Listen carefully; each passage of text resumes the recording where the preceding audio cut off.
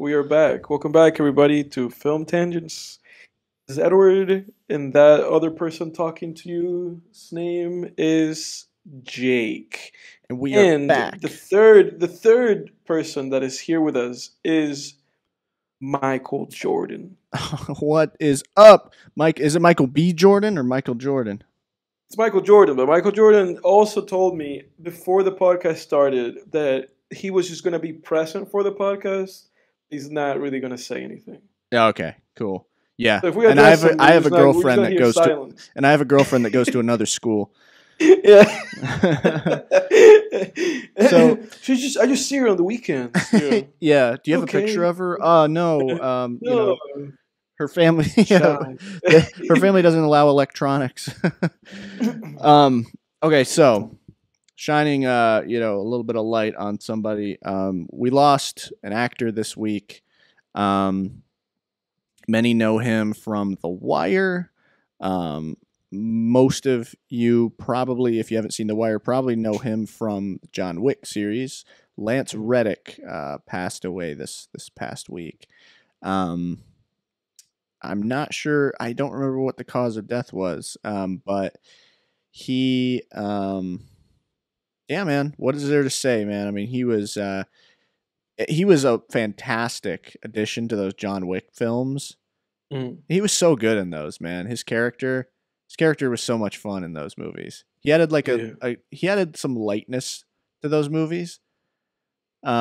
He was one of the things about the John Wick franchise that makes it kind of what it is, where it's like, oh, it's like this, action thing, but we get how over the top and ridiculous it is, and we're just gonna lean into that and make it very like colorful and heightened. It's like a heightened reality, and it's like, oh, we got janitor hitmen and like homeless hitmen and violin playing hitmen, and then we have a hotel for hitmen, and the hotel has this fancy what would you call that, concierge or whatever.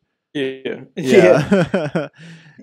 Played wonderfully by Lance Reddick. He was in, as I mentioned, The Wire.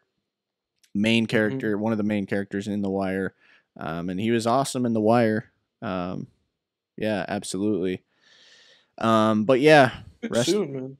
Yeah, rest in peace, man. Rest in peace. From what I can see online, anyway, it says that he passed away due to natural causes. Yeah, that's what I'm seeing here. It's very vague. Yeah, he passed away on St. Patrick's Day. Now, that's weird. Now, what even what counts as natural causes? You know what I mean? Dude, I don't know. Like I don't know. Like, what is that? Because like, isn't everything technically like a natural cause? Like, isn't a car accident it's a natural cause at this point in time? Like, I know it's not, but it's like, it's like such a strange phrasing. Yeah, well, and that's like the way we use natural, like colloquially or whatever. But I just looked it up. If someone dies of or from natural causes, they die because they are ill or old, rather than because of an accident or violence. Okay, so he was not old at all. So I guess he probably had some kind of illness. Yeah.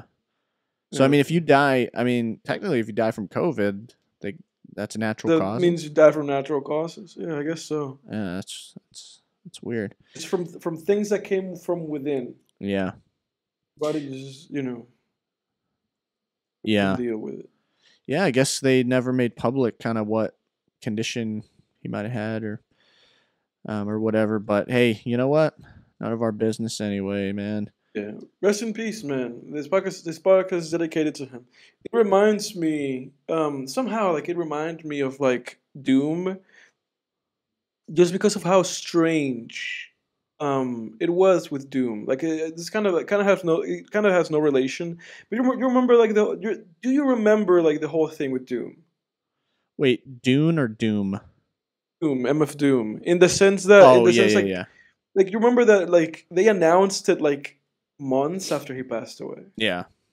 Yeah, that never was gave so a cause. Strange. Yeah. Yeah, they never gave a cause, and that's really the reason why it kind of rang with me with that. It just kind of being like, oh, this is like strange, you know. It's Yeah. always interesting with like, when celebrities pass away because I feel like everybody has like a shared moment of like, oh, and I don't mean this. I don't mean this topic as like a topic. I don't mean this to be disrespectful. What I'm trying to get at is that it really makes everybody kind of reflect on their own mortality. Yeah. So sometimes you view celebrity almost as like immortal. Do you have that experience? Yeah. Yeah. No, I can definitely Yeah. see that. Yeah. Of just being like, oh, these people are, there's nothing can hurt these people. They're like, famous and they're rich, and it's like Yeah. when one of these folks passes away, it's always like, oh boy, like, Yeah. you know, Well, I kind of remember. I yeah, mean, I remember when we were waiting on that final, and I mean, this is like selfish, obviously, but like when we were waiting on that final season of Better Call Saul, I was kind of like wondering about Jonathan Banks, man, especially like yeah. with COVID. For anyone listening, Jonathan Banks plays Mike Ehrmantraut, the Mhm. grandpa hitman Yeah. um, in Better Call Saul and Breaking Bad, and I remember being like, man, I don't know about Jonathan Banks, man. Grandpa turned great grandpa. Yeah. I mean, it was He during was a grandpa COVID. he was a grandpa in Breaking Bad. He became a great grandpa in Better Call Saul. Yeah. I mean, dude, you remember? I mean, think of how hard that would have been for them to finish Better Call Oh Saul yeah, without. no, no way, no way, and They would especially have with to have like. recast him. There's no way they could have finished it without his character. But the interesting thing is that he wasn't even like the person who at some point became like a higher alert priority because Odenkirk had a stroke. You Yeah, remember yeah, he had a that? heart Yeah, attack. Yeah, he yeah. had it. What's interesting about it too is it was during the scene where and like minor, not really spoilers here, but like when Lalo comes into their apartment the second time, Mm, it was like during mm, that scene where he had the heart attack, which is like yeah. crazy because it's a very scary and stressful scene. So Yeah. Oh, dude, I bet he was probably just like, oh no. yeah, I wonder, like I guess like a morbid curiosity thing. I was like, I wonder how everybody reacted at the moment, like how oh that no, went down. It's some film. They filmed that. of It Bob exists Odenkirk somewhere. being like and like toppling over. Oh god. Yeah. Yeah. Yeah, It that makes footage is sense to out there, me. man. It's out there. And what's what's shitty about it is that I bet that can somehow surface. Oh yeah, And it's one of people. those things that when it's one of those things that it surfaces and then you always wish you had not witnessed it. Yeah. Well, I think apparently Steve Irwin's death is out there somewhere. That's in a Really. vault somewhere of the Stingray, like Yeah. you know, doing what it did. Yeah. Um, I feel like you kind of have to like approach these things with some kind of like tact. Like it yeah, reminds me of there is a movie, not a movie, there's a documentary called Grizzly Man. I don't know if you've seen it. yeah, and he Um, died, right? yeah, he died. Have you seen that documentary? And no, I know about It's it. I've seen it. It's a Werner Herzog. I think it's a Werner Herzog documentary. I'm just gonna Google this just to not just like butcher this whole thing. Um, but it is. It's a Werner Herzog documentary, and it's great. Hour and 40 minutes. It has great ratings because it deserves it. Like it's. And the one reason why I'm pointing this out is because that documentary approaches that with a lot of tact and like empathy for Yeah, that man as like a character. See, he dies. He dies because those bears kill him, and so it's very similar to um Erwin. Because he yeah, just died doing what he loved and doing his job, but for that film, there's an instance in that documentary where Werner Herzog talks to the viewer, and he's like, part of this documentary is not the death of this man, and it was recorded because like he had like a camera pointing at him when it happened. So Werner Herzog is like, this is not the part of this. yeah, He was like, I viewed it, and his um loved one, like like the woman that he loved in his life. I don't think he was married, but he had a partner. It's like his partner and I viewed it for the very last time, and then it doesn't exist anymore. You know, hmm um, if it saddens me just the idea that people kind of like. It just saddens me the idea that anybody would publish stuff like that. Because it's like, what yeah, is going on here? Where is the humanity? yeah, Um, and I don't know if you're aware of this, but it's like the poll that Joaquin Phoenix made when his brother passed away, or when his brother was dying. It's also like out there, Oh yeah, and I heard it. Yeah. oh, dude, I heard that thing, and that's one thing that I listened to, and I was like, I was like, I should not have done that, you know, Yeah. like it was painful, you know. And the shitty thing about it too is that when it happened, it was in the news, you know. Yeah. Like, they were just playing that back on the news. Like if you put on like the news channel, they would just play back Joaquin Phoenix calling 911, you Oh know, yeah. his brother was, you know, ODing, you know. Yeah, and Um, I remember a while back, man. I think it was like the 2009 Winter Olympics. There was a mm, guy who was doing he did the luge, you know, like where, do you know what the luge is?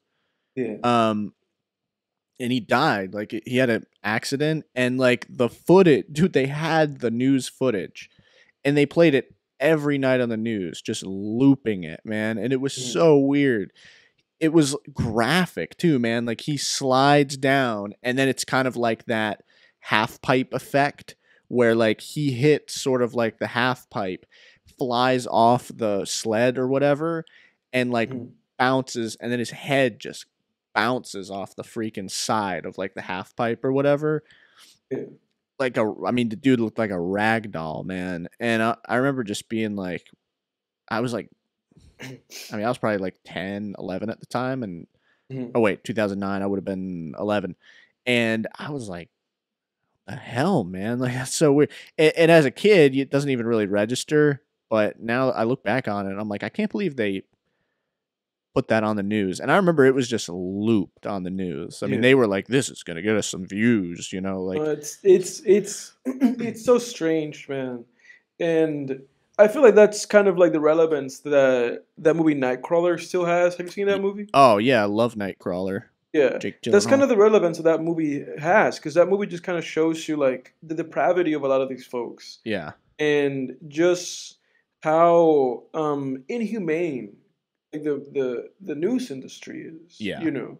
So it's like, you know, it's just about clicks and and views, and there's just like no humanity, and there's also like no rules or regulations, you know. There's no like, oh, you know, like human rights clause or Yeah. anything like that of just being like, you can't show that, you know, Yeah. you can't, you know, like you know, there's just nothing, you know. It's unbelievable to me, you know, Yeah. unbelievable.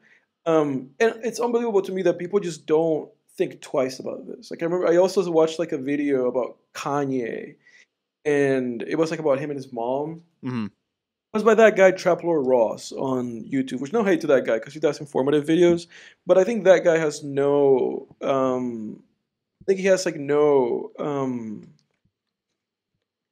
yeah, he has just no tact. You know, he has like no sort of kind of like morality about the content that he's creating. You know what I'm saying? Because I really do feel like when you cross a line, when you just publicize or make more public, you know, people's like, you know, misfortunes and these Yeah. like moments of just like human like death, you know, and misery, you know. Yeah. Yeah. It's weird. Yeah.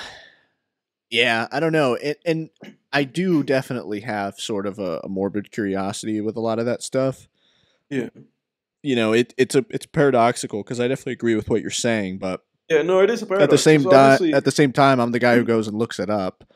exactly, no, because that's what I'm saying. Because obviously, that's what led me to listening to that Joaquin Phoenix call because I was curious, you Yeah. know.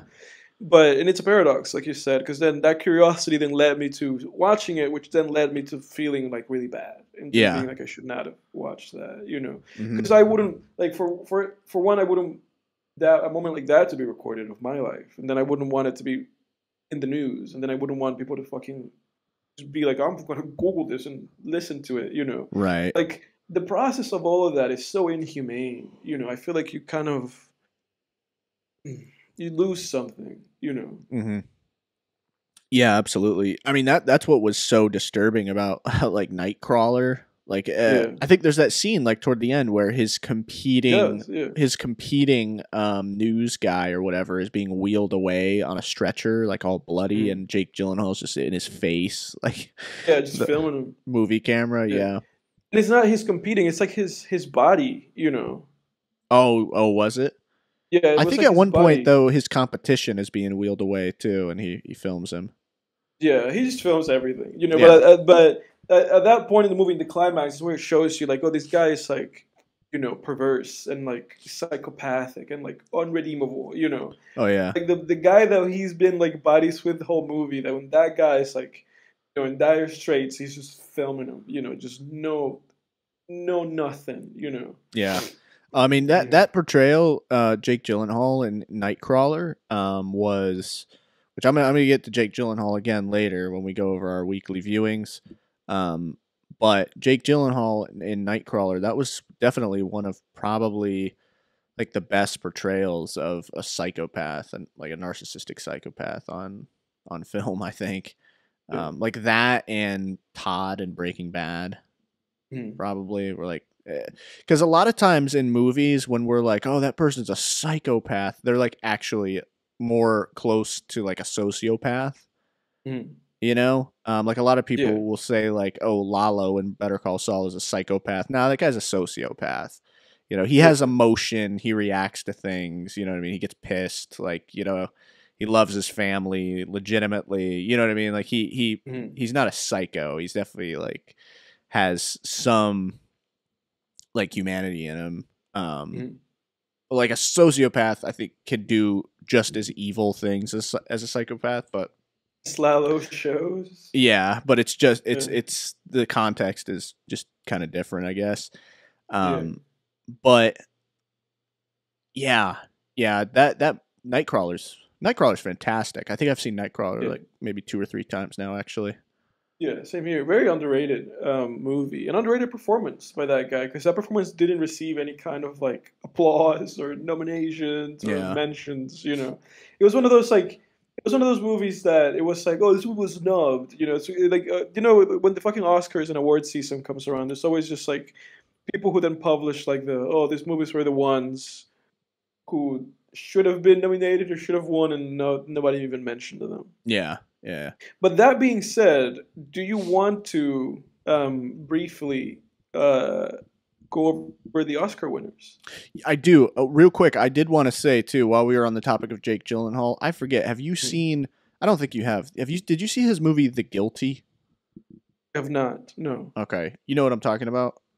I think so. You recommended that movie to me in a previous podcast. Yeah, that was pretty good, I man. do, and I did as I do, and did not watch Yeah, thanks. Thanks, Edward. No, but yeah, no, that's a good one. That's a creative one, actually. It's a remake of a Danish film, actually, Fuck which movies. yeah, fuck Which is, movies. But which I yeah, think the Danish film is actually supposed to be better. as it goes. Yeah, but the I thought As it goes. yeah, and Yeah. I needed to actually watch it. But You know what? You know what we could do? I could what? watch the Danish, The Guilty, and then you watch the Danish, Let the Right One In, and then I'll watch the American, The Guilty. Oh yeah, yeah, yeah, yeah. Because I've seen Let Me In, but I haven't seen Let the Right One In. Yeah, which is, from what I understand, much superior. Have you seen? You've only seen Let Me In too, right? I've only seen Let the Right One In. Oh, you haven't seen the one with Chloe Grace I Moretz or have whatever? not. No, I've only seen the original. Okay. I recall Let Me In being pretty good. Yeah, Um, the one with that's Chloe. haters. And Let the Right One In, by the way, it's Swedish. It's not Danish. Oh, okay. Yeah, But yeah. the idea stands. Yeah, get your facts right, Edward. What did I give Let Me In on Letterboxd? 7 out of 10. I feel like 7 out of 10s are just such drag ass movies, man. Yeah. I feel like 7 out of 10s are movies that you may watch once again. You Yeah. may not, or you may just never watch them again. One of those. It's like one of those nebulous like numbers, Because funnily enough, I feel like I rewatch movies that I gave maybe 5 or 6s more than I rewatch movies that I gave 7s to. Yeah. I feel like yeah. Yeah. I feel like 7 out of 10 films for me just um what was I gonna say? Sorry, I'm like underslept today. So It's yeah, online. I may not be super coherent on this podcast. I slept like 5 hours last night, but I took a Compares nice little to nap at lunchtime though, I gotta say. compares to Game Grumps. This could be our sleepy podcast. Yeah. Do they have Sleepy that? Grumps. Yeah, they have like the thing with Game Grumps, or the thing with Game Grumps, how it used to be, is that Game Grumps used to be that they would record like a bunch of episodes like at once. Because Game Grumps, I think now Game Grumps, like each episode is like half an hour plus long. Yeah. No longer than an hour, but over half an hour. And Game Grumps used to be 10 to 15 minutes. That's really all that it would be, and it would be one every day, you know. And they would just record, you know, a bunch of episodes like in one sitting. You know, like Aaron or Dan would go to Aaron's house, and eventually they had a studio, and they would just record like they would just be there forever and record just like a shit ton of episodes. Yeah. And in some episodes there would be like really sleepy, and they would be really sleepy for many episodes because they just recorded them consecutively, you know. And if you look up, like, you can go on YouTube and just like look up like Game Grumps like sleep compilations, or like Game Grumps like sleepy grumps and shit like that. And a lot of people just love those because they're just like more mellowed out. And Yeah. like, so you can put them on and like just kind of listen to them, and then you fucking fall asleep. Yeah. They're not, you know, because they're not so energized, so they're not screaming or laughing too loud, you know. Like for us, this has been a little bit of a downbeat episode because we've kind of been in a serious mood. Yeah. Yeah. Shit. Oh yeah. What I was gonna say too is 7 out of 10 movies are it's like they're the type of movie where they just had so much potential and it just kind of fell short. Like it fell slightly short of being great, you know. That's what I feel like a 7 out of 10 is for me. Like I think I gave Ghost Dog a 7 out of 10. I think we mentioned that on last week's podcast. Yeah. That movie is like the definition of a 7 out of 10 for me. Yeah, and I did too give it to that movie. 7 out of 10. Yeah. I mean, I think a big example for me of the point that I made earlier about how I think I rewatch movies that I dislike more than the movies that I like when it comes to 7 out of 10s. Yeah. In that I think I've seen Manchester by the Sea like multiple times. And you dislike that movie? Like multiple times. No, and I gave the movie a 6 out of 10 every time. Really? Every time, dude. I've seen the movie like 3 or 4 times. I didn't realize you were that every lukewarm. single time. Yeah, no, every single time, 6 out of 10. I didn't realize you were that lukewarm on Manchester by the Sea. Oh, I like watching it for some reason. And yeah, obviously. And Ghost Dog is a movie that I've only seen once, and I have no plans on seeing Ghost Dog again for any reason. You know? No, for no reason. Sometimes Sometimes I'll watch the best scene on YouTube, which is the assassination scene where he like goes and just kills that entire mansion full of mafia people. Yeah, I'll sometimes go watch that scene on YouTube if I think about it, but other than that, no. No, other than that, no. I think the soundtrack of that movie is pretty good, if I remember correctly. Yes, that's what. Or not pretty good. I think it's actually like great. I think it's one of those like, oh, the soundtrack of this thing is better than the movie. Yeah, that movie was similar to that movie Belly, and I think that's why. Absolutely. Week. Yeah, that's why we talked about it last week. That's why I mentioned it. Yeah, felt very noir, kind of really. Just has like a neat vibe, a good use of 90s hip hop and stuff. But yeah. That being said, and talking about this 7 out of 10s, I think this is a good segue to asking you about a couple of directors. Oh wait, we were going to talk about the Oscars, weren't we? Oh, that's right. Dude, so wait, hold that thought. Let's go film tangents. Yeah. So wait, I just didn't want us to miss that. So hold that thought because I do want to go into that. You're contradicting the essence of the Film Tangents podcast. We're supposed to forget what we were talking about. Yeah, right? Well, hey, you brought it up. I was doing you a favor. Yeah, that's right. I did mention that. We talked about Brendan Fraser last week. So we don't really have to talk. We don't really have to mention them too much, but he won for The Whale. Yeah. I think the number one thing to say here to kind of gloss over a lot of just like shenanigans, is that Everything Everywhere All at Once won most things. Yeah, they swept it. Won Best Supporting Actress, won Best Actress in a Leading Role, it won Best Actress in a Supporting Role. I mean, it won everything. Yep. Won Best Screenplay, won Best Director. You know, I mean, gee, like Best Picture. yeah, it won Best Picture. Just won everything. I mean, there's nothing else worth saying. You know, No. won everything. So yeah, The so Whale is the that. only other movie that won like one of the big awards. Yeah, Best Actor, and it won Best Makeup, and that's it. Oh, and All Quiet on the Western Front won original score Yeah, and cinematography. and Oh, it won cinematography, best international feature film. yeah, the Best International Feature Film. Yeah, I just feel like but no one then cares about the freaking technical awards like best no, visual effects, sound design, no, cinematography. nobody cares about that. Nobody No. cares about that. That's some nerd stuff. Nobody Cinematography cares. is a decent Not honor, but not that one because I feel like that deserves to be part of the show. But I remember that people were like making a fuss because they put all the other awards like to like the pre-show. But I'm like, who cares? I feel like if you're gonna do the Oscars, just give awards to the big ones. You know, the writing ones. You know, the production, the best. You know, I feel like the Oscars should really only be best picture. You know, best director, best screenplay, best adapted screenplay, the actor awards.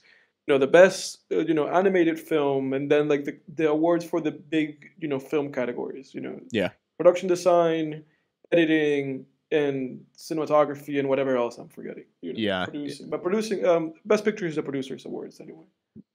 Gotcha. Yeah. Yeah. I do want to mention, so I want to talk, I do want to give a quick review of The Whale because I know last week I touched on it.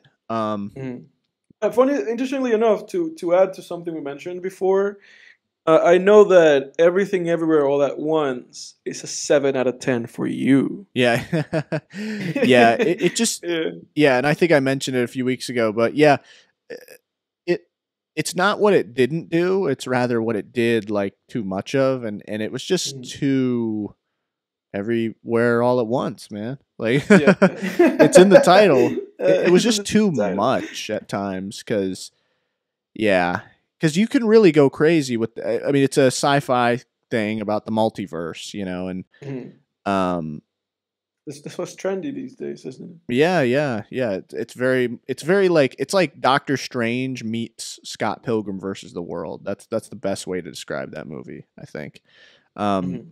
With like but with much more humanity than both combined. I need to add that in because it does have a lot of emotional weight. But yeah, there's just that movie gets to be too much at times where I'm just like I Mhm. feel like I was being bombarded. Mhm. That being said, since we're El on the Cuello. topic, say what? El Cuello. The whale, the whale.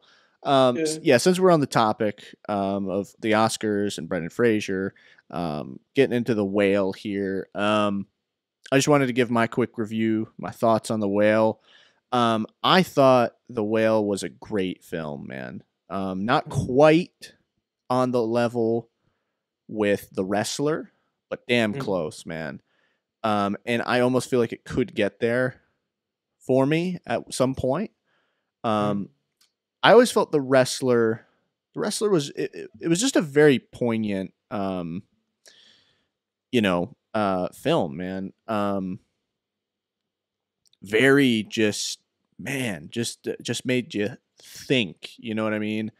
Mhm. Um, just kind of setting the stage here for the whale by talking about the wrestler because it's Darren Aronofsky. I think it is Darren that still Aronofsky. yeah, I think that's still his like masterpiece, you know. Mhm. Um and there's so much about the wrestler, right? It's just there's so much sadness and regret in that movie and there's just so much like humanity and just pain in that film, you know? Just the pain of regret, the pain of being in love with something, a profession, it's your livelihood, it's your life that is no longer like serving you, is deteriorating you literally, you know, and has ruined that character's past relationships with his daughter, his, you know, presumably his ex-wife. So that kind of setting the stage, like, you know, going into The Whale, my expectations were like decently high, right? And I sat down to watch The Whale, and the first thing I kind of realized while watching it is I was like, man, Darren Aronofsky, he still got it. Like, he still got it, man. He could still, dude, he tackles the human, he tackles human just misery, you know, human suffering, human emotional suffering in particular. Just super, super intelligently and effectively.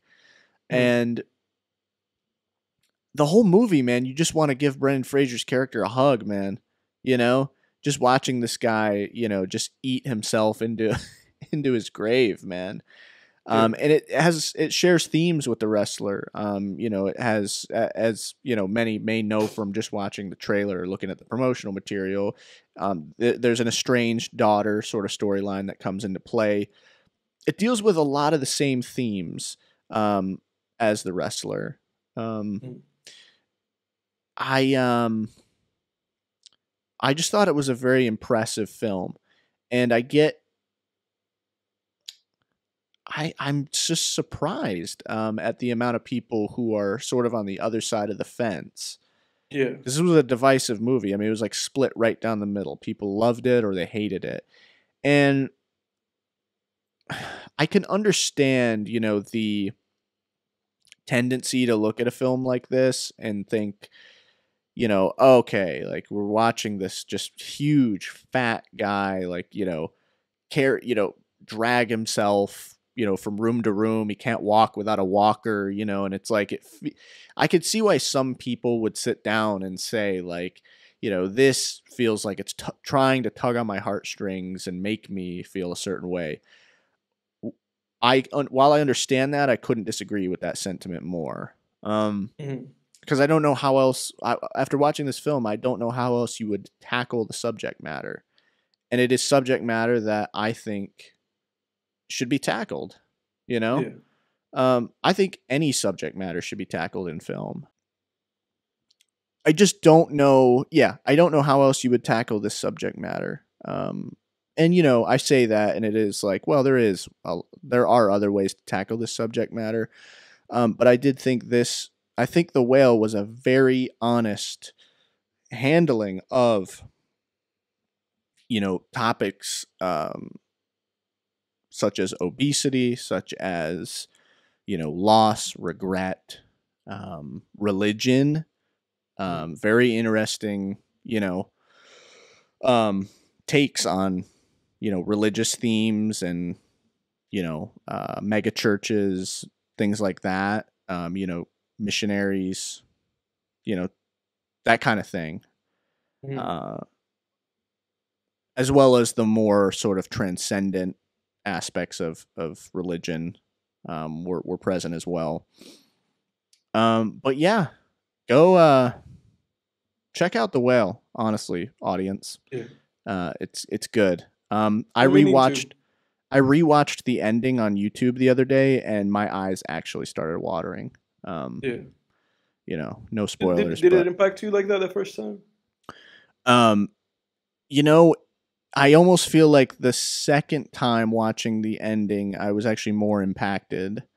Or even some of the like best scenes, like just going on YouTube and kind of looking them up. Because I wanted to just rewatch some of those scenes and study them a little bit. I think they almost had more of an impact on me the second time. I feel like I was just more kind of, I don't know, that first time I watched it, I guess I was more just, it's almost like Brendan Fraser's performance is, for me, in that film, it's so good that you almost don't notice it. because of how much it drew me.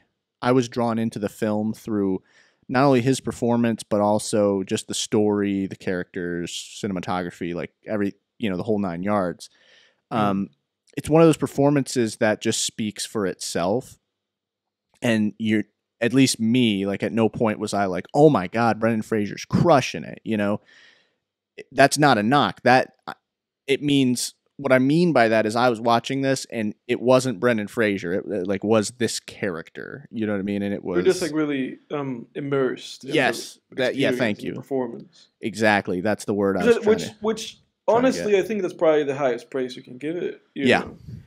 Yeah. If I feel like if you find yourself, going like, oh my God, like this guy's really going in, like I feel like when stuff like that happens, it's like, for instance, that's a way that I feel every time that I watch The Revenant, Yeah. With DiCaprio, where it really just feels like a great performance. And Tom Hardy for that matter. Yeah, and Tom Hardy for that matter, where it's not immersive, and somehow not somehow, but rather I believe that that's a weaker performance than one that can make you really feel like, immersed. Yeah. And few actors are able to accomplish that, Yeah, one that sort of gets out of the way of the story. Yeah, and I'm glad that Fraser received the award. If you feel that way, because that probably means that that means that he was probably, amongst if not the most deserving, person to get that award. Oh yeah, definitely. Oh, he absolutely was, man.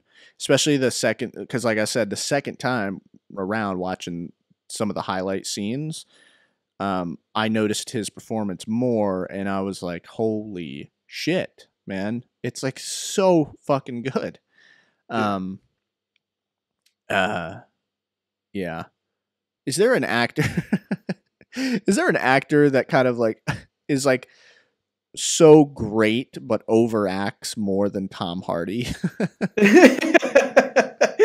I don't know. I think I think the answer to that question lies on who you ask, Yeah. Because I feel like a lot of people may have an inclination to maybe say like Day-Lewis, but I think it's not Daniel Day-Lewis's fault. I think it's really the roles that he's given, Yeah. Where like, I mean, he had to fucking play Lincoln in a movie. And that the butcher role that he played in Gangs of New York was like so theatrical, like and obvious, and also his character in There Will Be Blood is so theatrical. Like I think people just write that guy so many just like really like theatrical over the top characters, and it's because he makes them believable, but the veil of performance is always there because they're so loud, Whereas Hardy, I think he just does it to himself. Like I don't think. Yeah, go ahead. Because I was gonna say, he's in like he's in Peaky Blinders, for example, that show, and I mean, you can't even understand what the guy's saying. Like, he just gets so into it. He's like, "Well, I told Michelle, will you come to say you saw her to me?" It's just like, what the fuck is this guy saying? Holy shit! And then The Revenant, like I was watching this scene where he was like talking about, he's like telling the younger character, like him and that boy, they like abandon Leonardo DiCaprio. Boy. Yeah. Yeah, exactly. The boy that he's sitting there with, and they're talking about like how Tom Hardy, he's like half scalped in that movie. Like Indians got him at one point, or Native Americans got him at one point, like partially scalped him, and I guess someone saved him or something. But he's like describing it, his character, and he's like, "Well, yeah, they sat me down, and they put the knife against my head. You can feel it all on your skull." It's like, what the fuck, man?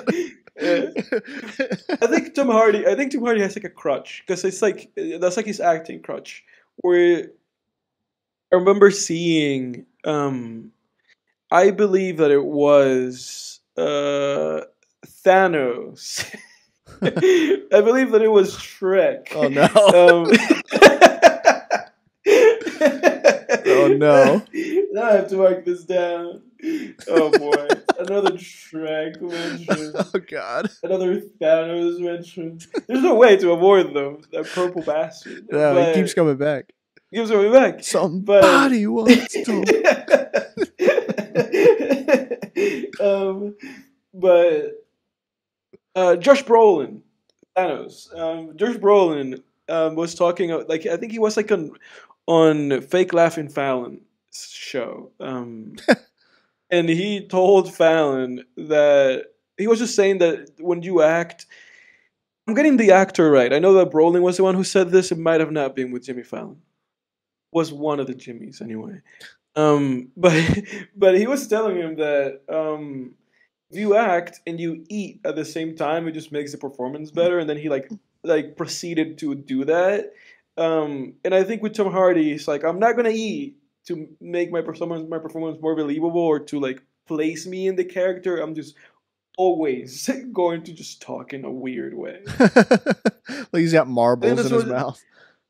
Yeah, this is just what he does, you know. You know? Oh, they need one of us in the wreckage, brother. You're a big man. You're a big guy. Yeah. Big guy. For you. Or perhaps he's wondering why someone would shoot a man before throwing him out of a plane. Classic, man. Yeah. That's such a good scene in Dark Knight Rises. Yeah. That's the he highlight makes of that movie. He's the only reason to watch that movie. No other reason. Not Bale, not Joseph Gordon-Levitt, you know, nobody. It's just him. He's the only reason to watch that movie. Oh yeah, absolutely. I know a lot of people thought like his voice and shit was goofy in that movie, which I can understand that sentiment, but I would also have to disagree a little bit. There's like parts where it gets goofy. Yeah. Like the identity of the Trigger Man is a mystery.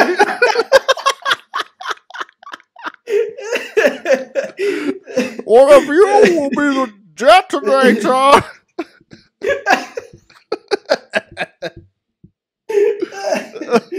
Oh man. Oh god. I gotta turn my mic down a little bit.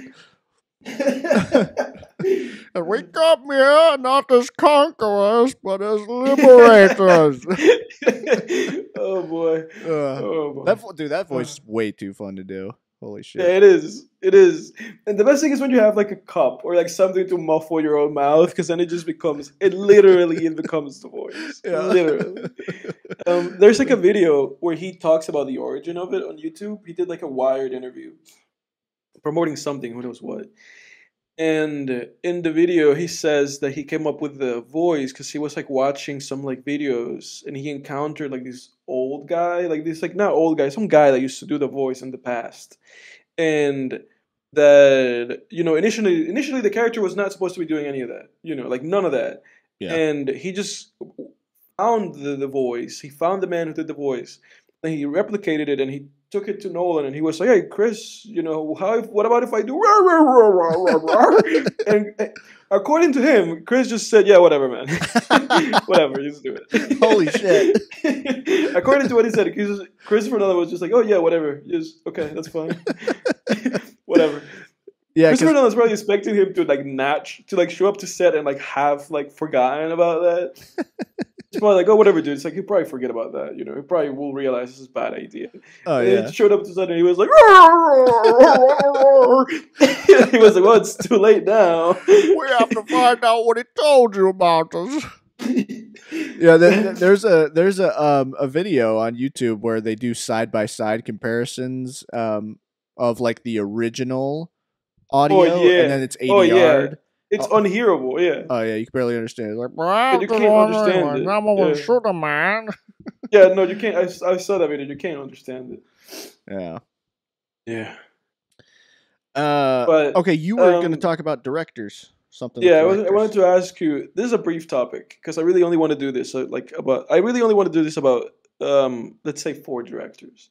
Huh? Scorsese, Tarantino, Nolan himself that we mentioned, okay. And let's put Spielberg in there.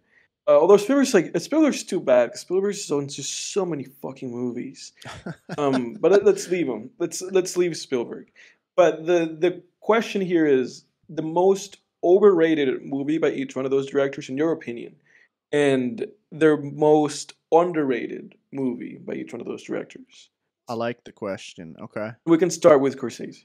Okay. You want me to go first? Yeah, go ahead. All right. Scorsese. So overrated, underrated. Mm. Let me pull up let me just Google him real quick, just so his filmography is right in front of me. Martin Scorsese. Okay. Oh, easy. Overrated, The Irishman. Yeah. All right. Underrated, The Departed. Really? Easy. Do you know what the funny thing about it is? That in the Reddit post that I saw about it, most people were saying that The Departed was the most overrated of his movies. Ah, well, those people will be wrong. Disagree? Oh, Like, you know what though? People were mentioning that, or mentioning like Raging Bull, which I disagree wholeheartedly with Raging Bull. It was too good. Oh yeah. It was too good. Dude, wait. Dude, Scorsese's got some underrated ones. No, I can't say The Departed is underrated, but it's not the most underrated. So the most Is it really underrated? Because you know he won. Like, that's a movie he won an Oscar for. Well, I just feel like it's not as legendary status as like Goodfellas, Taxi Driver, Raging Bull. Okay. It doesn't have like that OG status that I think it should. Mm-hmm. Is that fair? I think that's fair. Okay, so the most overrated Scorsese film, The Irishman, without a doubt. Yeah. The most underrated, I would have to say, is I want to say it comes down to like either Cape Fear, Mm-hmm. After Hours, or King of Comedy. Probably King of Comedy is probably the most underrated. Yeah. Cape Fear is an underrated one, but I think no, sorry, not After Hours. King of Comedy is very underrated. Mm-hmm. How about you? Let me see. For me, I'm looking at his filmography. I think there's movies of his that I believe are appropriately rated, like Gangs of New York. It's like appropriately rated. I actually Usually haven't there's seen like a Gangs 6 of or a New York. 7. I think the way people feel about the movie is appropriate, because people don't really regard the movie as like a great movie. It's like either good or like okay, and I agree with that. Yeah. I agree with you in underrated. I think The King of Comedy takes that cake for me. Yeah. Because it really is a movie that only like a few people mention. You know, anybody who's seen the movie goes like, "Oh my god, it's such a great movie," but then nobody else like mentions it, and it's never like in the list. Yeah. You know. So that's it for me for underrated movies. Yeah. For overrated, funnily enough, I think I just have the same as you. Like, I agree. I think The Irishman. Yeah. The Irishman, 100%. Horribly overrated. Yeah, but moving past that, let's go to the other guy that has way too many movies, Spielberg. Oh, Spielberg. Narrowing this down. Yeah. Okay, Steven Spielberg. All right, let me make sure that's in front of me here. Yeah. Okay. So keep in mind there's a few Spielberg movies I haven't seen, namely There's a few Spielberg movies that everybody hasn't seen. The guy makes a movie every year. Well, yeah. So here's the distinction. There's a couple very well-known ones I haven't seen. Namely, I have not seen Schindler's List, and I have not seen Saving Private Ryan. But let me add like a third category. Moving here forward that I kind of mentioned, but before, also a movie that you believe is appropriately rated. Okay. That's fair. To add some spice to this. Yeah. All right. So appropriately rated, I'm gonna say there's a lot of those, but BFG. Yeah, right. Big fucking giant. So I think appropriately rated, there's quite a few that are very appropriately rated, but just the one that comes up to the top for me is like Jaws, probably. I think that movie gets the right amount of love, and probably the original Jurassic Park as well. Spielberg's easy for me. Overrated is going to be E.T. Okay. Underrated, it's Minority Report. Minority Report is a phenomenal film. It's fantastic. It's incredible. Minority Report, fucking awesome. It's one of Tom Cruise's best performances, man. Keep in mind, I haven't seen Magnolia, and I have not seen If you just Eyes saw Wide Magnolia, Shut. then you would change your mind. Yeah, I haven't seen Eyes So Wide if you Shut. saw Eyes Wide Shut, then you wouldn't change your mind. But if you saw Okay. Magnolia, then you would. But Eyes Wide Shut is not really a movie about performances. Okay, gotcha. But at least as far as I've seen, that has to be Tom Cruise's best performance. The scene where he attacks the man who he believes kidnapped his little boy and killed his little boy like years prior, fucking incredible, dude. And I mean that movie, yeah, Minority Report, it's one of the greatest sci-fi films like of all time. Yeah. How about you, sir? Well, for me, and hopefully, I hope this angers people in the comments. I hope somebody posts like an angry comment. I hope somebody listens to this and they go like, oh, you know, like go like, oh, because I believe that Spielberg's that basically I haven't seen the third like classic original Indiana Jones. Okay. Like I haven't seen what is it The Last Crusade. Yeah. But I believe Indiana Jones and The Lost Ark are overrated movies. You talk about Temple of Doom and the Raiders of the Lost Ark? Yes, I believe they're overrated movies. I believe they are simpleton movies. I believe they are just simple little movies that everybody has overrated. I believe those movies are overrated. Well, and Also, I mean, I mentioned a couple weeks ago that I think the Brendan Fraser's, Stephen Summers' The Mummy is better than all three Indiana Jones films. Yeah. And as you know, I need to rewatch that movie, but I believe that even without having rewatched The Mummy, I agree with you. You know, I think all those fucking Indiana Jones movies are overrated. And I think also that AI, artificial intelligence, is overrated. It's one of those movies where like people watch them and people watch AI and they just go like, oh, it really was the rebirth of Kubrick. He really had something going there. The fucking movie sucks. Like, I haven't seen that one. I'm sorry to all the folks. And this is why I said that this is going to anger people. Probably mostly because of Indiana Jones. But I also think that the people who love AI may find me saying that that movie is overrated even more insulting. Because the movie, like the ratings only really get to like the sevens. Like it has 70% Rotten Tomato, and I still think that's too high. You know, like I think I have the movie as like a 5, maybe even a 4. Like I just don't like. That's not. You know, that movie's not good, man. That's funny. I believe I haven't. So I haven't seen AI. I believe or I know that our colleague. I guess I'm warranted in calling him a colleague. Rob Ager. Really he loves AI. He has like a number of really in-depth Oh no, reviews. dude! I've seen like some of his stuff, and I'm just like, dude, you're just digging, like you're just digging inside a man's butthole that has no poop in it.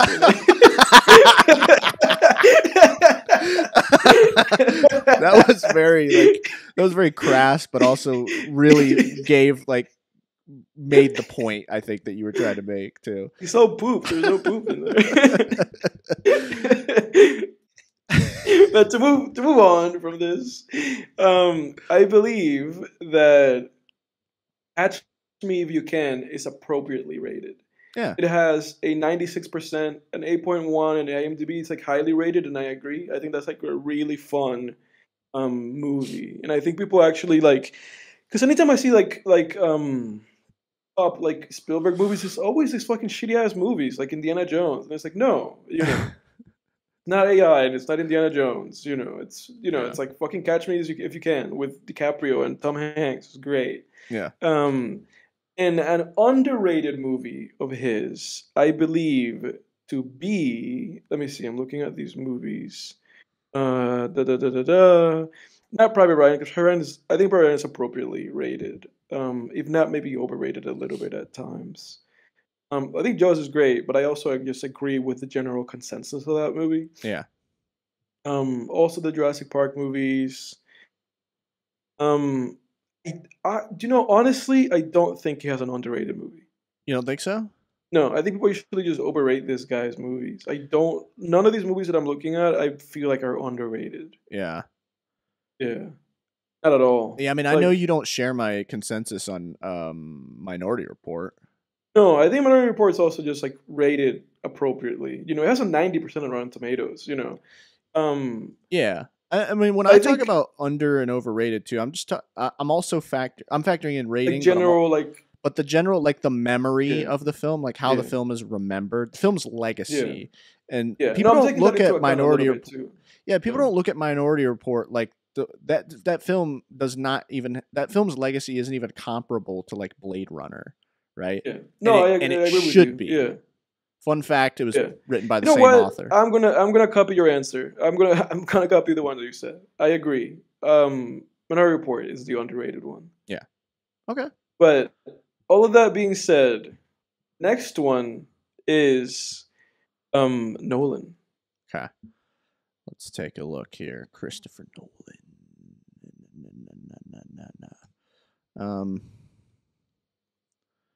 Oh, easy. Yeah. Easy. Well, it's narrowing down because the next one is Tarantino, and he has even fewer movies than Nolan does. Oh, easy. Overrated. Dunkirk. Yeah. Massively overrated. Okay. It's really well made, but I just think it's overrated. Or maybe Interstellar. Ooh, that's tough. Yeah, I think maybe Interstellar is probably more over. No, I think Dunkirk gets a lot of respect. Dunkirk has more of a legacy than Interstellar, I think. Would you agree? Yeah, I agree. Yeah. Yeah, I think Dunkirk's overrated. Underrated. I think I thought Tenet was underrated, actually. Yeah. Yeah. You're in the minority because another movie has like really mixed like reviews. Yeah. I thought Tenet was. People are trying to forget that movie, from what I understand. No, I thought Tenet was excellent. Yeah. And then appropriately rated. Yeah, that movie only has a 69% on Rotten Tomatoes. That's crazy. That's critics. What did audiences give it? Probably something similar. 76. Yeah, no, I thought Tenet was excellent. And then appropriately rated The Dark Knight. Okay. Look, I'm looking. Okay, well here you go. For me, underrated. I'm gonna go Interstellar. I think Interstellar is actually underrated. Really? Okay. Yeah, I think that movie is like it has a 72% on Tomatoes, and like people over time, have kind of like not been so positive about that movie. And even when the movie came out, people were not being so positive about it because they were kind of clowning it or the, maybe just ham-fisted message or heart of it all. Yeah. But I do think the movie is underrated. I think it deserves more love than it gets. Or overrated, I am going to go with Inception. I think Inception's overrated. Well, you're I think wrong. Inception's overrated. I really do. I think it's overrated. I mean, I could see that consensus. I could definitely, especially because it's sentiment. Especially because it's not like, in terms of like the storytelling that it's doing and the ideas, it's not even innovative. He just stole those ideas. So just taking those things into account, which is the same reason why people fault like The Departed, because Scorsese just took those ideas from Infernal Affairs, and Nolan just took these ideas from Satoshi Kon's movies. Because of that, because I just don't like the whole like American filmmaker takes, Asian property and makes it into an American movie that then is like the greatest, shit ever made. Yeah. Because of that, I'm putting him down, You're taking Christopher Nolan down a peg. Yeah, I'm taking him down a peg, dude. He's not going to recover from this one. And appropriately rated, I'm going to say The Prestige. The Prestige is pretty good. I actually haven't seen The Prestige. Yeah, I know you haven't seen that movie, but that movie's great. Okay. I agree with kind of the general consensus about that movie. But last and not least, Mr. Tarantino. Yeah, right. Well, and I also think, if I could just say real quick, I think Memento is appropriately rated as well. Do you think Memento's overrated or underrated or appropriate? No. I think the movie's where it exists. Yeah. Gotcha. All right, so Quentin Tarantino.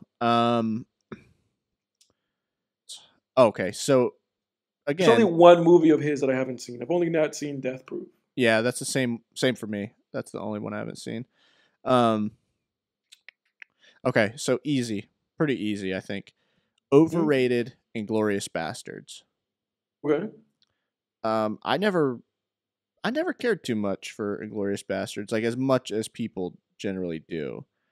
Yeah. I don't know what it was, man. I've seen that movie a couple times now too, and I don't know, man. I like it. I mean, don't get me wrong. I think it has like I think I gave it like a 6 or 7 out of 10. I mean, but I don't know. I can't pinpoint what's missing for me. Yeah. It just doesn't hit. Yeah. I think the movie that gets just the right amount of love is I want to say I want to say like I want to say Reservoir Dogs gets just the right Okay. amount of love. Yeah. And that's one of my favorite uh you know, it's easy, it's easy to say that Reservoir Dogs might be underrated, but I could inch up to just the right amount of love Yeah. on that one. So, yeah, overrated Inglorious Bastards, just right Reservoir Dogs, and then I think I know underrated. where you're going with underrated. Oh, do you? Yeah, yeah, Go yeah. ahead. I'm going to say The Hateful 8. Okay. Is that what you thought? Yeah, that's what I thought you were gonna say. Mhm. Hateful Eight's Yeah. very underrated. Yeah, I agree. I think that movie's underrated. I'm gonna not follow suit with you though. I'm gonna go Jackie Brown for underrated. Yeah. Oh, I agree with that Um, too. yeah, because I thought you were gonna say either that or The Hateful Eight, but because you took The Hateful Eight, I'm gonna go Jackie Brown. I think that movie's pretty underrated. Yeah. Um, Appropriately rated, I'm going to say Django. I think Django is like as good as everybody says it is. Always great, you Yeah. know. Every time I watch Django, is the greatest movie ever. Yeah. Yeah. Like it always is, and like the Kill Bill movies, I feel like those movies are always just like the greatest thing that anybody ever made when I watch them. Oh, yeah. I have to be in a certain mood to watch them, but then they click. And overrated, mm, tough. I think the only right answer here is Inglourious Bastards. Yeah. I think that's the only right answer. I could see Yeah, Once Upon a Time in Hollywood, I could see being a little overrated. yeah, maybe a little bit. But yeah, definitely Inglorious Bastards. Because people hang on to those scenes with the Hans Landa character Mm, in Inglorious Bastards. I think people really hang on to those scenes. mm. Um, like whenever people talk about how great Inglorious Bastards is, It's just all they're that, doing are yeah. talking about the scenes with him in it, and then maybe the bar scene with Michael Fassbender too. Yeah, that's it. Yeah, everything else, nobody talks about anything else, and Yeah, everything else is like not that good. yeah. And don't get me wrong, the Yeah, bar scene with Michael Fassbender is great too. yeah. Um, No, that's great. It's an amazing scene. yeah. Uh, yeah. I like that, man. That's fun. We should do that more. Yeah, Other directors. yeah. But that's all I got for topics. What you got, man? Um, let's see.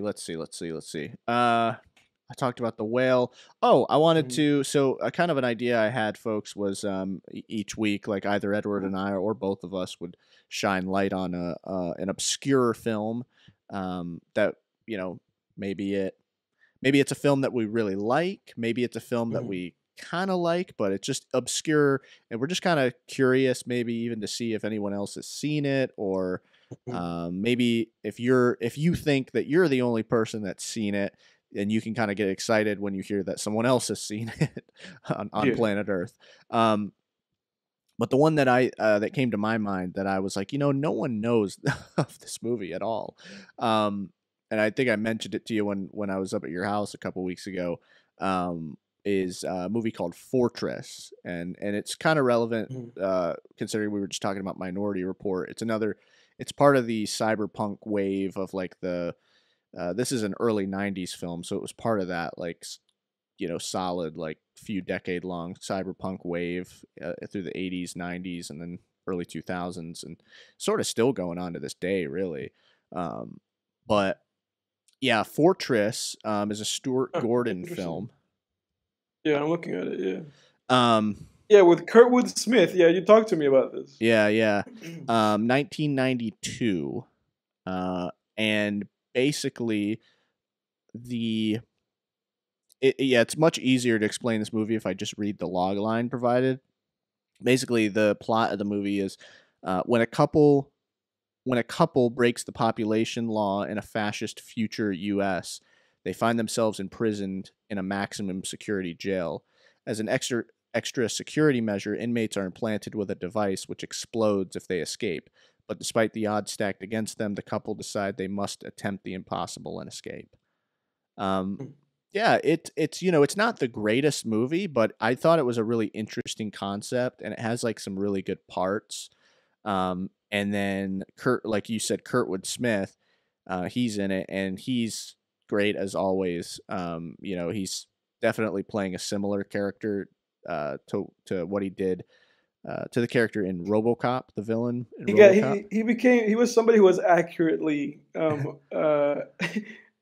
what do you call that? Not stereotyped. Cast Typecast. like typecast. Yeah. He's a little more refined, if I remember correctly, in Fortress. Like he's not as kind of grungy and he's kind of like a hoodlum in RoboCop. He's a little more of like a suit in Fortress. But there's an interesting twist too with his character that I kind of liked. Maybe saw it coming. I don't remember, but Fortress. Check it out. It's not the greatest cyberpunk film, but it's a decent cyberpunk film. If you're just looking to like throw on maybe some more obscure sci-fi or cyberpunk films, it's a good one to throw on, man. It's Stuart Gordon, so it's got a lot of good like set pieces with some effects and makeup and gore and stuff, sort of like hallmarks of the cyberpunk genre. But it's a solid one. Fortress, 1992. Check it out. All right, great. That's a great recommendation. Yeah. I unfortunately don't have a recommendation. I thought of a movie like off the top of my head. I was like, I'm not gonna talk about that movie because I was like, I don't really like that movie that I thought about. So I was like, I'm just not gonna mention it. But I will have probably a recommendation of like a hidden gem film for someone. Yeah. All right, I'll rattle off some movie news here, and we can give our thoughts. So they're coming out with a new War of the Worlds film. Okay, that's good. Yeah, it looks like it's I gonna. I didn't mention it during like the Spielberg thing, but I was like, because that Spielberg movie has like really positive elements to it. But if they make that movie again and like do it right and not do it like the silly ending or like with the satisfactory sections of the Spielberg one, I think they could do it really well. Yeah, it's called War. It's free domain now. Yeah, it is. HG. Yeah. It's HG Wells, right? Yeah, it is. Yeah. I always get him and like Jules Verne and Edgar Rice Burroughs kind of like mixed up. They were like the big three of science fiction back then. Yeah. It's called War of the Worlds: The Attack, which is weird. Yeah. But I mean, it kind of looks like, I don't know, they have like a younger cast. It looks like they're trying to do maybe like a Stranger Things type thing. Oh man, probably. I'm already signed. Oh, okay. Yeah. Oh yeah, I think this kid's sitting on a bike. Oh my god. Yeah. It's not like an 80s thing, but it's definitely like it does look like they're trying to do like a young person fights off alien forces type thing. And you know the attack, it looks very goofy. It does not look like the Spielberg one. You know that bullshit is just like the attack thing is just setting it up to be like, oh, then now the sequel is the revenge, right? And then the third one is the relapse. It's like, I mean, geez, man. Yeah, it's gonna end with a fucking cliffhanger. It's a title generator. It is. At some point, that Millie Bobby Brown's gonna be in that movie, and it's like, oh, here we go. Yeah. Here we go. Yep. Stranger Things. The whole cast is here. Yeah. As I mentioned earlier, there's a movie coming out called The Black Demon. That's a big killer shark film. It's going to be another Megalodon movie, it looks like. Yeah. Now, this one looks... I want to say, are they probably are taking it a little more seriously than the Meg. I'm kind of, I haven't watched the full trailer yet, but it looks like it's probably, yeah, it's definitely attempting to be more serious than the Meg, I think. Yeah. It looks like. Not too much though. Yeah. No, it looks like it has kind of like a 47 meters down vibe going on. Yeah. Which look, that's an interesting sort of like urban legend or cryptid type thing. It's like a big like black megalodon that's purportedly in the Sea of Cortez, I think maybe down in Mexico. Probably, not real at all. Right. I'm sure people are probably just seeing basking sharks. That's like a huge filter feeding shark. Yeah. But it doesn't people let their imaginations run wild, man. Yeah. They really do. It was huge. It was black and it was a demon. Right. Yeah. So let's make a movie about it. Right. This is a great topic for a movie.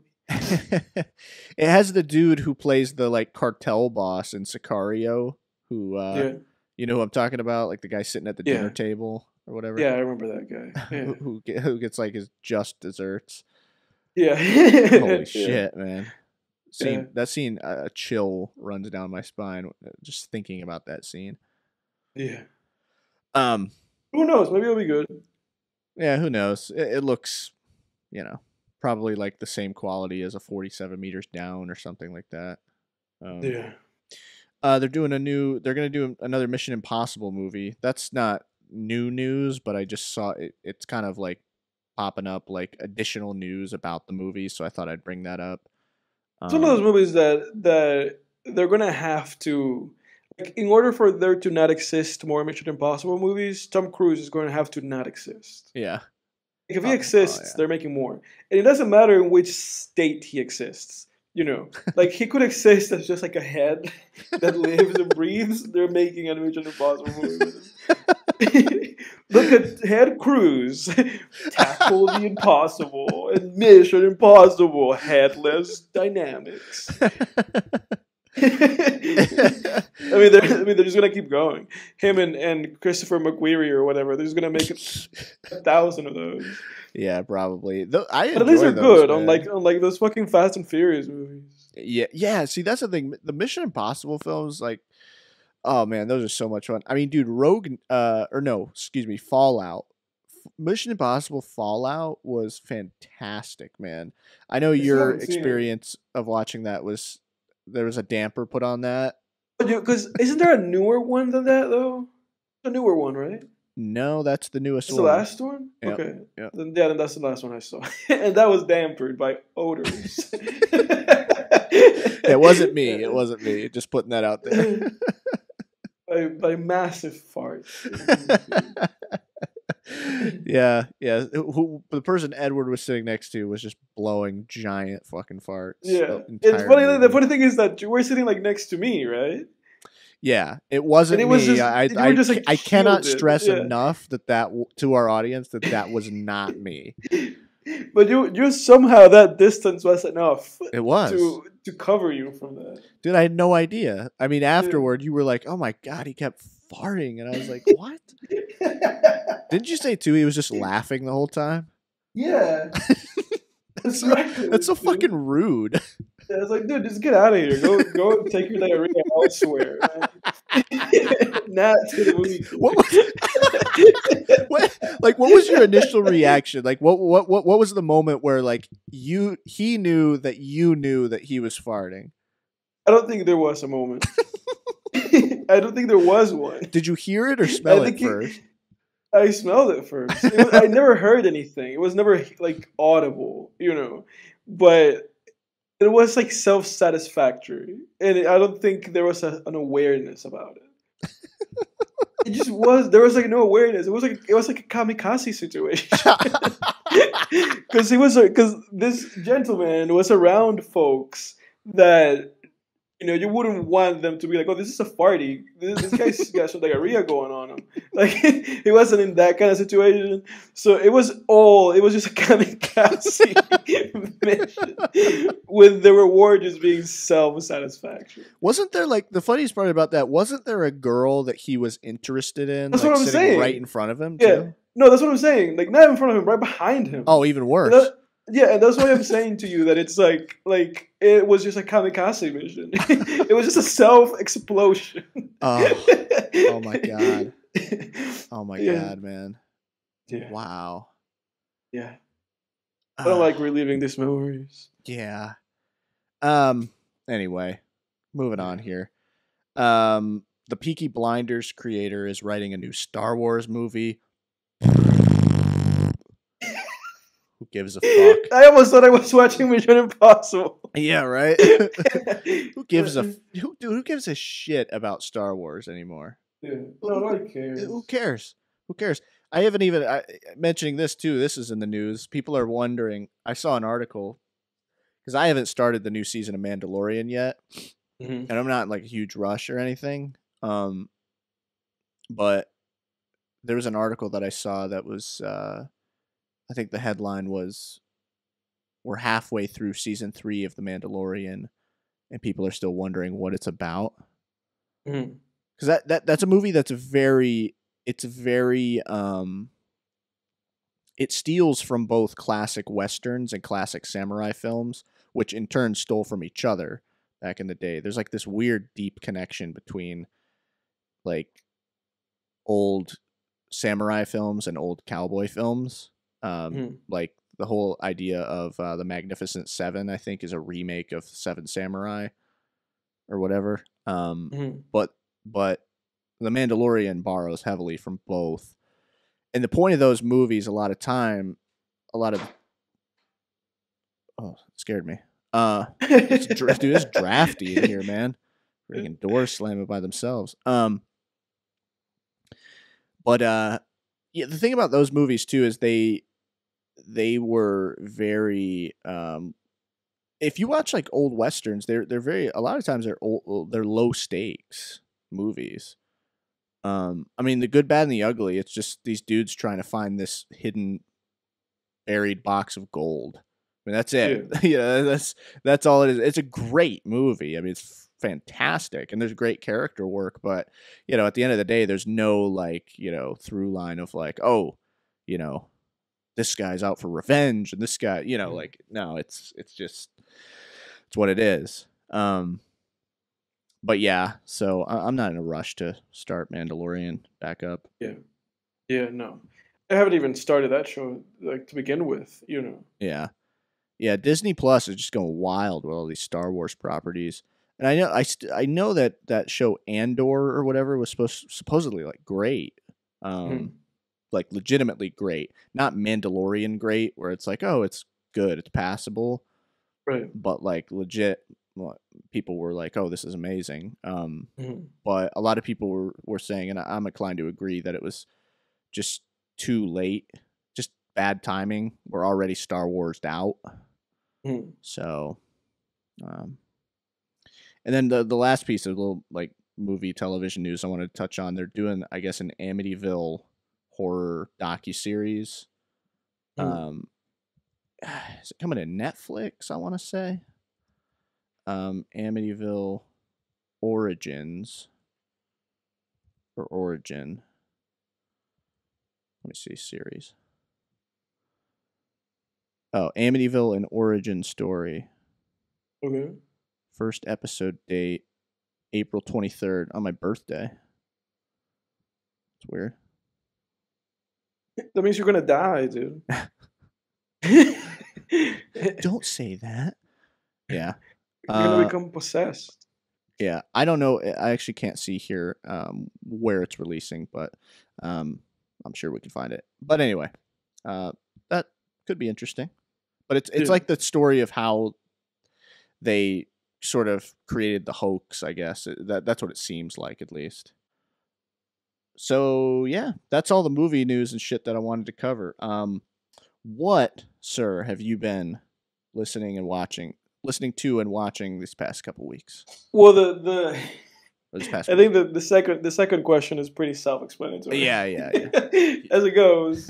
Freaking burnout. This podcast we should rename this podcast and just call it, visuals guy and listenings guy. Yeah. An auditory guy, because I just listen to shit. I've not seen anything, and all the things that you mentioned, I've not seen, fucking Peaky Blinders, or Mandalorian, or Amityville, any of the Amityville properties, and depending if the documentary is good, I might check it out. It's intriguing for sure, especially if they're tackling it from that like hoax thing, and it's not another like pseudo documentary like horror thing, like all these fucking who's that bald guy? You know what I'm talking about? The guy who keeps making all these like fucking shows on Netflix. It's like, oh, the mansion that's haunted and it's in a Mike Flanagan. And Mike fucking Flanagan. Yeah, he's got another one out right now. I can't stand that guy. He just keeps pumping those out. This is clever. Thinks he knows about ghosts. Baldy. But he's always got the same actors in all of his stuff. Yeah. Whatever, man. Whatever with that guy. I mean, who are these people? Are these his friends? They're in everything that he makes. They have to be. They have to be. He's becoming his own Adam Sandler. Yeah. He is. Yeah. But whatever with that guy. I re-listened to some stuff, nothing new. But I will talk about Drake's Honestly Nevermind for the 5th time on this podcast. Oh my god. Because I listened to it again, as I do, I listened to the fucking album. And whatever I said last time, I think it was negative, and I take it back. This time I have positives. Because I think it's just such a strange record, Mm-hmm. It just keeps bringing me back, and I keep enjoying it, and then hating like a lot of the tracks. I'm just gonna settle for just saying this is a 5 out of 10 album. Listen to it at your own peril, There's great tracks in there. That's really all I have to say, Yeah. And I think especially like the last, I would say, like the last like 8, not the last 8, the last like 5 songs, I think are all good. I don't hate that album, man. I think I like it more than I dislike it. And I'm going to keep it in my albums just because I keep having such strange, duplicitous reactions to it. Yeah. I talked about Dre and DMX last time. And I'm going to give a quick rundown of all these other albums that I mentioned in unreleased previous podcasts. Earl Sweatshirts, of Clay, I Don't Like Shit, Sick, and some rap songs are all great, and I really like them. Doris is not all that good. That's like my Earl's opinion. Yeah. Elliott Smith has 2 great albums, Either Or, and the self-titled album, Elliott Smith, but they're really down and out, and I wouldn't recommend them if you don't want to feel down and out, because they'll make you feel down and out. They're great. Eminem's The Eminem Show, the Marshall Mathers LP, and the Slim Shady LP are all good. Specifically, the Slim Shady LP is the best one, and I don't think that's controversial on this podcast, because I think you and I have the same opinion about that, right? I don't know. I actually think I like more songs on the Marshall Mathers LP. Really? But I don't know. It's hard. It's a tough call, man. It's tough, man. But I to me, it's like a coin flip between the Slim Shady and the Marshall Mathers. I think at this point in time, I've been enjoying Slim Shady way much more. But I do have to say that I think the Marshall Mathers is the technically better album. But I enjoy Slim Shady more. Yeah. Recommending Erykah Badu's My Mama's Gone. They're great albums. Oh, my sister's been playing a lot of Erykah Badu lately. Yeah, dude, Yeah. she's great. She is. I'm glad people are enjoying her. I know that it doesn't have to do with me recommending them, because I think those podcasts never aired, the ones I recommended them in. But they're great, fucking great album, both of them. And I recommend them to everybody. And Everything album Get to Heaven, it's a 10 out of 10. Alternative rock, progressive album. I mentioned that sometime. And the past few days I've been listening to Father John Misty's critically acclaimed 2015 album, I Love You, Honey Bear. And it is great. It's just alternative singer-songwriter folk and it's dope.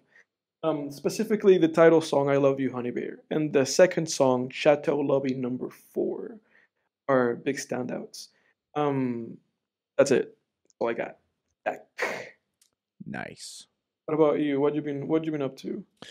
Yeah, so as far as stuff I've been watching the past week, this past weekend I rewatched Prisoners, starring Oh, look at you, man. starring Jake Gyllenhaal, Hugh Jackman. My sister came back to visit this weekend from college, and she had never seen it before. She likes um, she's a big fan of Blade Runner 2049 and Mm. Dune by Denis Villeneuve. The And news. so I was like, man, you have got to see Prisoners. So we watched Prisoners. Um, she really liked it. I still contend that Prisoners is one of the greatest films ever made. Uh, it's amazing, dude. It's an incredible film. I think it's one of the greatest films ever made. Yeah, Um, I I showed you that movie, didn't Yeah, you did. You did. Thank you I? for We that. watched it together. Yep. Yep, I remember. Um, Yeah. Another great movie that I saw. Definitely not one of the greatest films ever made or anything, but it was actually really good. Um, was the Andy Samberg film Palm Springs from 2020. Hmm. I don't know if you ever heard of that one. I had never heard of that. It's actually really good. It's one of those Groundhog Day movies where people are like stuck in a time loop, which I remember when when I started the movie, I'm like, there's this type of movie, time loop movies, and then the Freaky Friday idea where people switch bodies, and somehow it's become acceptable to just make this movie, to like Yeah. keep making this movie, Yeah. and nobody thinks it's a ripoff. They're like, oh, it's just that idea again. Cool. Yeah, it's just that same thing, but with different actors and slightly different scenarios. Exactly. Yeah. Exactly. So this they actually had a unique spin on the whole Groundhog Day idea. So when we meet the main character, he has already been reliving this day like for 1,000 years. I mean, Okay. so he's Oh, jeez. already, like it's not even. It's implied that it's been like an ungodly amount of time. Mm. Um, and he's just nonchalant, like he just doesn't care. He's just he's just a total nihilist basically, but he's like not sad or anything. He's just living life with no responsibilities. And Mm. then it's revealed that basically what happened was because he's in Palm Springs for a wedding, and what had happened was that he went into this cave that was like a magical cave or something, and Mm. that caused him to become stuck in the time loop. So at one point on one of his looped days, this girl, at his request, against his request, follows him into the cave, and so she then becomes stuck in the time loop with him. So they're stuck in the Mm. time loop together. So that's Mm. an interesting spin on that Groundhog Day idea. Yeah. Um, Shenanigans ensue, as you can Yes, they imagine. do. Yeah. Yeah. J.K. Simmons is also in this movie, and he's great. Great. His Yeah. character's also stuck in the time loop, um, which is it's interesting. Um, it's like minor spoilers here, but like not big spoilers. Like it's part of the concept of the film. But his character, uh, it's like revealed in the first 20 minutes, but he like gets caught. He was also caught in the time loop Mm. because him and Andy Samberg's character, they during one of the time loop days, they like got drunk and took like mushrooms together, and Andy Mm. Samberg's character like led him into the cave with him just because he was Mm. drugged out, and so that J.K. Simmons character is like pissed that the And main now he's character, stuck. Yeah. led him into that time loop. So every day, almost every day, he'll like come after the main character and like kill him in a different way. That's pretty funny. Yeah. Or like it's like at random times, not every day, but it's like he'll pop up every now and then. Um, Mm. to like take out his anger on the main character and just kill him in like new horrifying ways. Um, but yeah, that was a good movie. I thought it had some good themes and good storytelling, good character work. Good. That sounds really interesting. That sounds like really interesting. It is. It is. I was pleasantly surprised. Finally, I watched the Jonah Hill movie, You People. All right, yeah. What the fuck? That's all I have to say. Go on. Yeah. It was. I mean, that's not all I have to say, but that's how I'm gonna start this review. Yeah. I mean, Yeah. dude, Mhm. it's one of those movies that just tries to like solve racism, you know. Mhm. And people really hated on this film, so I don't even feel like, you know. Yeah, I know the people did. I don't even feel like, you know, I feel very warranted and justified and strong in this opinion. Like I could just shout it to the world. Because I've got the numbers behind me, Edward. The strength in numbers. Yeah. I'm a coward who can't give his opinion on his own podcast. No. Yeah. No. But so to give you an idea of sort of the type of humor we're dealing with, there's a scene where like Jonah Hill is in the car with Eddie Murphy and they're driving and the Jay-Z Kanye West song Paris comes on. Boys in Paris. Right. And Jonah Hill's like, "Oh, I love this song." And Eddie Murphy goes, "Oh, really?" He goes, "You like this song?" He goes, "Tell me, what's the name of this song?" You know, and Jonah Hill's just kind of like, you know, I don't think it's really the name that I like about the song. It's what, and I'm just like, man. They just go on about Yeah, it's one of those, and it's like, so the idea, you know, is that he starts dating a black woman who I think the actress was Nipsey Hussle's girlfriend, and their families, like, you know, don't get along, and are just out of touch, you know, with like race relations and stuff, and they just everything in the movie is like hyperbolic, you know, where you're watching it and it's like the movie Meet the Parents on steroids, where every awkward situation is just like to the max, like the worst possible thing, to the point where it's just kind of like, oh my God, this is ridiculous. Like, this is so try hard and over the top. So yeah, I didn't care too much for it. I didn't hate. I mean, there were parts of it that were fun, but overall, I didn't really like it. Yeah. And then The Last of Us had its like you said, you are with the crowd. You're with the crowd with that movie. Yeah. Very, very brave of you, Jake. I know. Thank you, guys. And then finally, The Last of Us finale was fantastic, man. They knocked it out of the park, man. I really enjoyed the season finale. I'm excited to see where show overall. Say what? What do you rate that show? Like at the end of the day, man, I want to say 9 out of 10, dude. All right. Okay. Yeah, it was good, man. It has flaws, but overall, man, it was really good. And I've heard where the story of the second game goes, and I really hope they do it differently with the second season. People had a lot of problems with that. Yeah. The second game. Yeah. It was very controversial, to say the least, when it came out. Yep. I really hope they go a different direction. Yeah. But yeah. Has it been announced that they actually are doing a second season? Oh yeah, they are. All right. Well, when the second season comes out, I'll say to you, oh man, it's about time that I watched the first season. So, to when we get there. But do you want to get into the movie of the week? Let's do it. Okay. You want to go ahead and introduce it? Yeah, so this week we're talking about the new Creed film, Creed 3.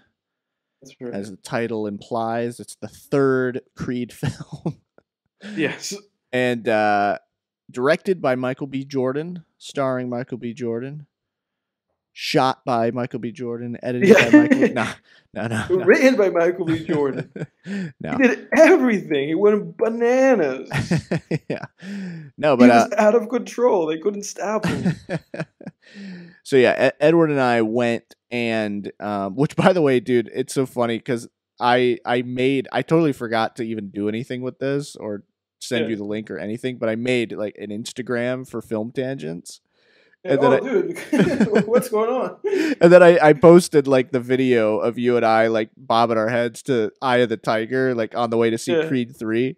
But yeah, I didn't even like I just followed like film directors and shit on yeah. there. That's And funny. I forgot to send it to you. So I need to link you to the at and actually, get us some followers on there. But I figured you'd be okay with it. Yeah, no, it's weird.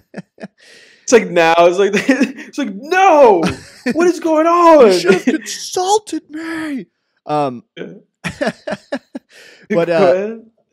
yeah, so Creed 3. So Edward and I went to see Creed 3 not last weekend, but the weekend before in theaters. And it was a great experience besides the fucking group of teenagers in there that were Yeah. making noise the whole goddamn film. Yeah. No, there was. It was not the greatest crowd. No, not at all. But No, because like that. I mean, yeah, yeah. And do you know the funny thing about it is that I was thinking about that today, where I was just like, man, that was really unpleasant, you know. yeah. But it just kind of comes. It just kind of comes with what it is, you know. Like dude, I went to see. I remember when I went to see The Incredibles 2. I went to see The Incredibles 2, and I was accompanied by children. It was not a man-child decision on me. I took my little cousins to see the movie. Yeah. I was like the adult, you know. And that was such an unpleasant movie going experience. Like it was so unpleasant just being there with so many kids, you know. And that was the thing. We went to see Creed, and we were just there with like ruffians. It was just like a bunch of like kids, you know. And it's like, well, what are you gonna do, you know? Yeah. Yeah, it was We went bad, to see man. we went to see a superhero movie, which is basically what Creed is, and we were just met with the appropriate crowd. Yeah. Yeah, Well, that wasn't great. The movie itself was great. yeah, it was pretty good. It was. So yeah, man, I thought this was the best Creed out of the Creed films. I'd have to think about it. Oh no, I have no Reservations. reservations about it. Like I definitely think this was the best because I remember my experience during the first two Creed films was just kind of like, oh, this is fun. It's pretty good. Like, yeah, Michael B. Jordan, Adonis Creed, he's the underdog. He's the greatest basketball player in the world. Right. But at the same time, like I just look back at those movies and both of them I remember just not really caring too much. Yeah. But this film I cared, man. I cared what was happening.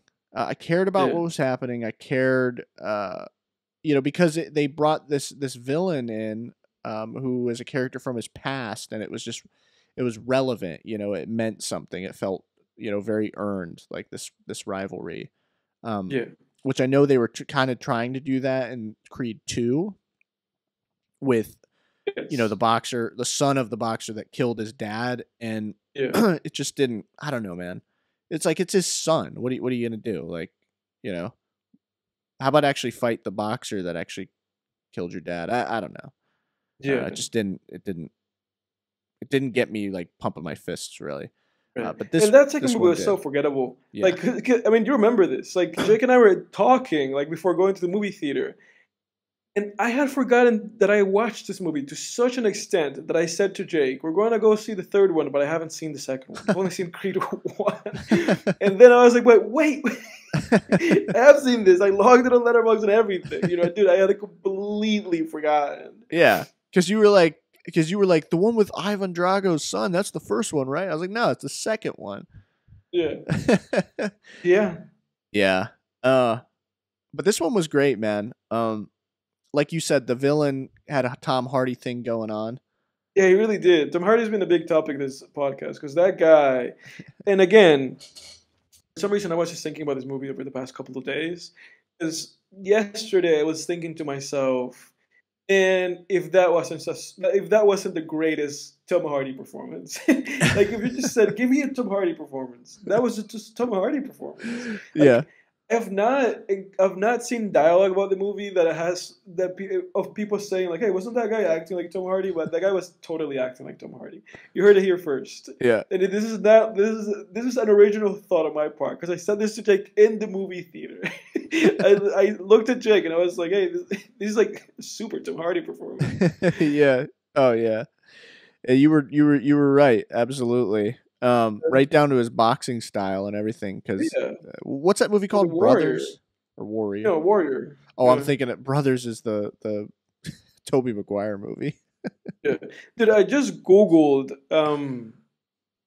I put the words on Google, Creed 3, Tom Hardy, and there's like a lot. Now there's like a handful of articles that just says, Warrior does the sibling rivalry better than Creed 3. The sibling rivalry in Creed 3 is fantastic, but Tom Hardy's Warrior is better, you know?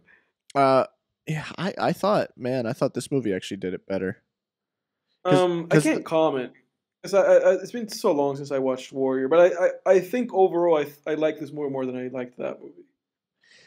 did in Warrior I forget, did Tom Hardy's character like take the fall for his brother or something the way I he don't did in remember. this one? I don't remember what the inciting like incident is in that movie. Yeah. Like I don't remember what their big backstory is. Right. Yeah, I don't either. Um yeah. I do recall I think I enjoyed this movie more for sure. Um Why don't we do a little exercise and I read the first paragraph of the plot synopsis of Warrior, and then I read the last one and see if we gain any insight. You want to do that? yeah, yeah. As a melancholy U.S. Marine, Thomas visits his father, blah, blah, blah, recovering alcoholic who has returned from the Catholic faith. As a child, Tommy had to run away from Patty with his dying mother, blah, blah, blah, Patty being an abusive alcoholic and has never forgiven him. Patty tries to convince him that he has changed, to no avail. The next day, Tommy enters a gym where he quickly knocks out Pete, Mad Dog Grimes, one of the world's best middleweight fighters. A video of the fight goes viral Dude, this is on the Creed 3. internet. Learning about a winner takes all mixed martial arts tournament called Sparta, whose winner will receive 5 million. Tommy asks Patty to help him train for the tournament, but only under the condition that Patty does not try to reconcile their relationship. Tommy pledges to win and then donate the entire 5 million purse to Pilar, the widow of one of his friends in the corpse. This is the first paragraph of that. Yeah. How does that resonate with you? I mean, it's Creed 3, bro. Yeah. I So mean, then the it only says, difference is, well, so the Tom Hardy character at least is Creed 3. yeah, Obviously it's different with what's the guy's name? Joel Edgerton. His Mhm. character's completely different from Creed, because Creed is Yeah. like this, rich guy, this Yeah. rich, successful boxer already. But yeah, I mean, that's the same exact thing. How the Tom Hardy character in Creed 3 Mhm. gets out of prison, comes to the gym, knocks out like the best fighter or whatever. I mean, it's the same Mhm. thing. Um, but hey, you know, it was good, man. Creed 3 was great. Now I know. I guess what were some positives and negatives for you about the movie? Wait, let me read you like the last bit Oh yeah, yeah. of the plot synopsis. This is the end of the movie. And Me this and is Brendan's Warrior. relationships. Yeah, this is Warrior. It's revealed to the world when they are in the tournament's last remaining fighters. Brendan shows desire to reconcile, but Tommy, still in pain, shows no interest in doing so. He wins the first 2 rounds, but Brendan eventually dislocates Tommy's shoulder with an arm lock. Brendan wants to tell the referee about Tommy's dislocated shoulder and end the fight, but his coach suggests otherwise. And this is where Tom Hardy adopts this like lower shoulder fighting thing, which the other guy in Creed does the exact same thing. I mean, the exact same fighting style. Let me just bump to the end. As they struggle on the canvas, Brendan apologizes to Tommy and tells him that he loves him. Tommy submits after hearing the words. Brandon and Campana tactfully avoid the referee and the doctor checking in on Tommy. The reconciled brothers exit the ring as their father walks away in the background, smiling. It's a good ending. It's Creed. It's Creed 3. Right, Basically. right. It ends with them fighting and they reconcile at the end, and they go like, "Oh, I love you too." You know? Yeah. Yeah, no, definitely. Yeah. But go ahead. Yeah, no, I mean, you've it's hard to argue. That's for sure. Yeah. Yeah. Definitely hard to argue against that. But you were saying like positives from the movie? Positives and negatives. Okay. As you know, I really enjoyed like that movie. And I don't know if I can say anything like negative, because I know you and I had like a conversation about the ending and like the Yeah. merits of that ending and whether it should be otherwise. But I don't have an issue with the ending of that movie at all. Like I don't have an issue with the ending like at all. Yeah.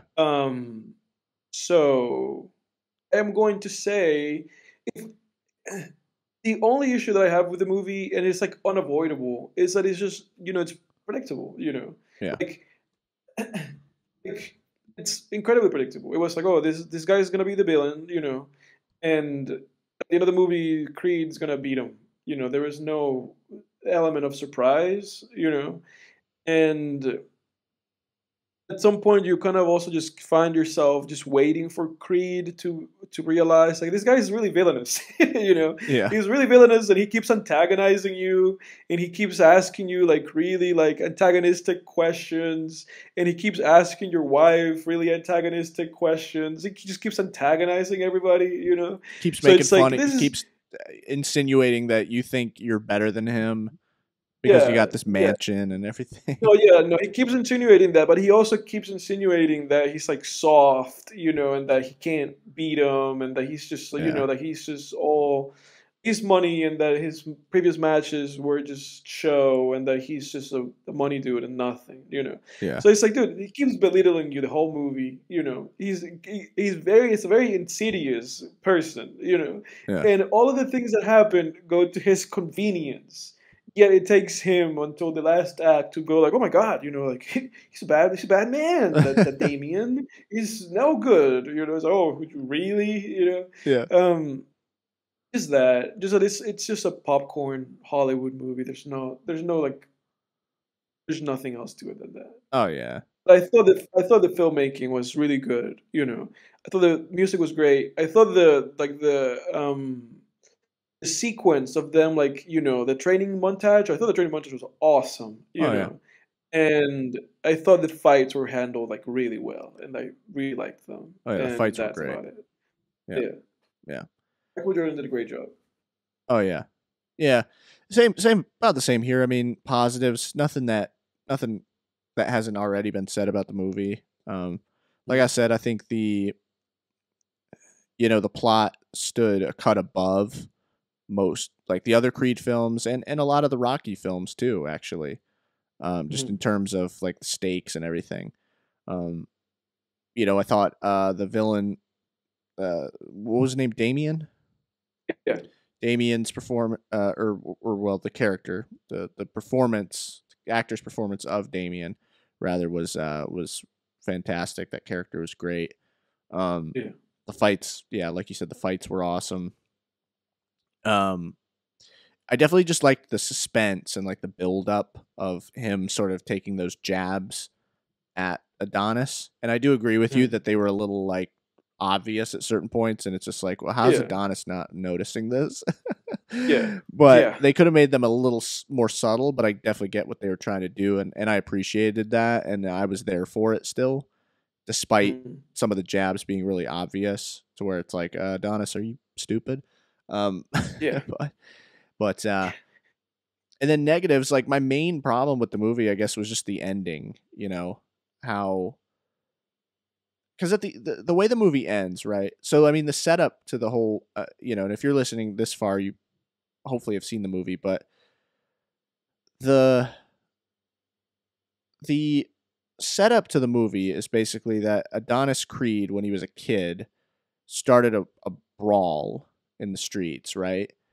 And during that brawl, this character Damien, who was like an older brother to him, pulled a gun. The police show up. Adonis escapes. Damien gets taken to jail, and he spends, I mean, like decades in jail, or like a decade at least. Like a huge amount of time. I think it was like less than 2 decades, but more than 1 decade. Yeah. Yeah. So, and he gets out and he sees that he was supposed to be the boxing. He was the boxing like champ. When they were kids, like he had prospects. And he gets out of prison and he sees, Adonis, living this flashy life, and he feels like Adonis has been living the life that he was supposed to live had he not taken the fall for him and gone to jail, Yeah, absolutely. And man, if you can't relate to if you can't empathize and understand that character's motivation, like I don't know, man. I was like, man, I really understand where this villain's coming from. He's got a freaking point. I'd be pissed too. So you're invested, I was invested, right? The problem for me was the ending. I get it. We need Rocky to win every time. We need Creed, except for the first movie. We need Creed to win every time, right? But also like the thing for me and the argument that you and I had about it was, rather the discussion, is that I don't believe that he's justified, like, in winning at the end. Which one? Thing, Damien, because like the thing with me is, with like the text that the movie provides, is that by him winning, it would just kind of say like he was right. He was robbed, and Creed did do these things that he was supposed to be the one doing, and all of these things. You know what I'm saying? Where it's like, well, it's not the case, because I think the message of the movie at the end of the day is just like letting go of the past. Yeah. And for both of them, and for Damien not to believe that, his actions were, that the consequences of his life were because, Creed was at fault, that he was the one to blame, And at the same time, like, I feel like the message of the movie was for Creed himself with that to come to peace with that, and to not blame himself and to not think himself like guilty of anything, and to demonstrate that he ultimately was as capable of achieving what he achieved as he was, had Damien been around and not had gone to jail. You get what I'm saying? Yeah. No, like, to me that definitely makes sense.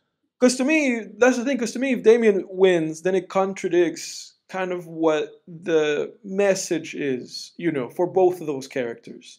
Because at the same time, you have to remember the movie did give Damien a win, even if it took it away from him. Right. Where he did become the champion. He did beat the champion. And then it just became like about the personal story between him and Creed. And I think Creed really did need to win in the end, regardless of it being like a Rocky movie. I really do think that thematically it makes sense. Yeah. Even if you make either a good ending argument. could have worked by just making tweaks to like certain scenes and tweaks to like,